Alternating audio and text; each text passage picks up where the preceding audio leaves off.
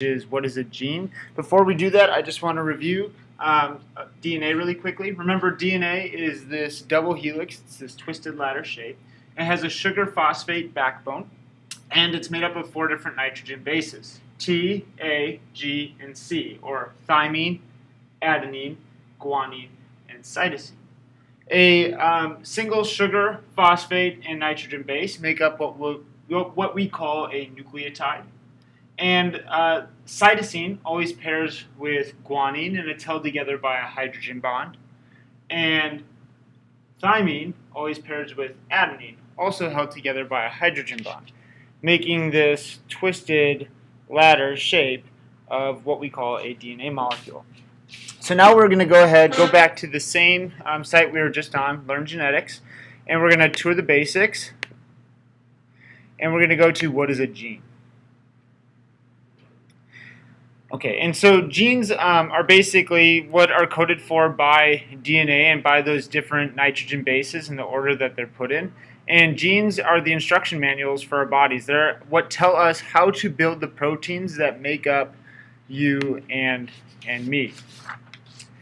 And there are multiple different genes in a single strand of DNA. There's not one. And so if you looked at a single strand of DNA, you might find hundreds or thousands of individual genes. An example of a gene that we might be able to talk about is hemoglobin. So hemoglobin is a protein in your blood cells that is responsible for capturing and carrying oxygen to the rest of your body. However, this is only one of 25,000 different genes that make up humans. So this is not the only gene that we have by any means.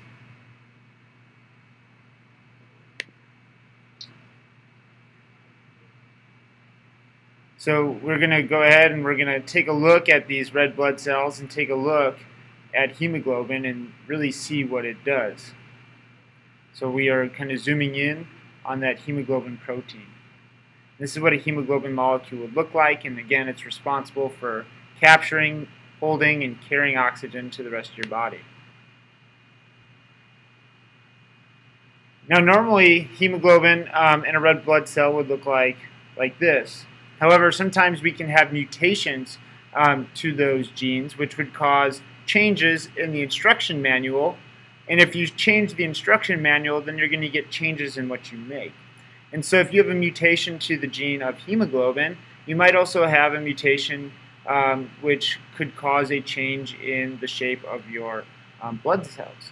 This mutation would result in what's called sickle cell. Sickle cell is bad because it doesn't allow your body to carry as much oxygen to the rest of your extremities as a normal red blood cell would. And this sickle shape often causes your blood to clot. So we don't want mutations. Mutations can often be a bad thing.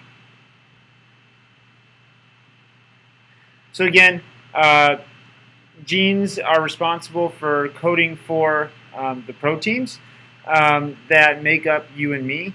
Again, hemoglobin is not the only one. Genes might code for the pigment in your eye color. They might code for the type of nails that you have. Maybe you have soft nails, maybe you have hard nails. They might code for the texture of your hair or the color of your hair. So genes and proteins are responsible for all of those different things. So again, DNA has a very specific code of A's, T's, G's, and C's. When that code is changed or put in different ways, we make different genes which make different proteins, and proteins are what give our bodies structure and function. Mutations to these things might cause a change in the shape or the function of what that gene is coding for, like our sickle cell in our normal red blood cell.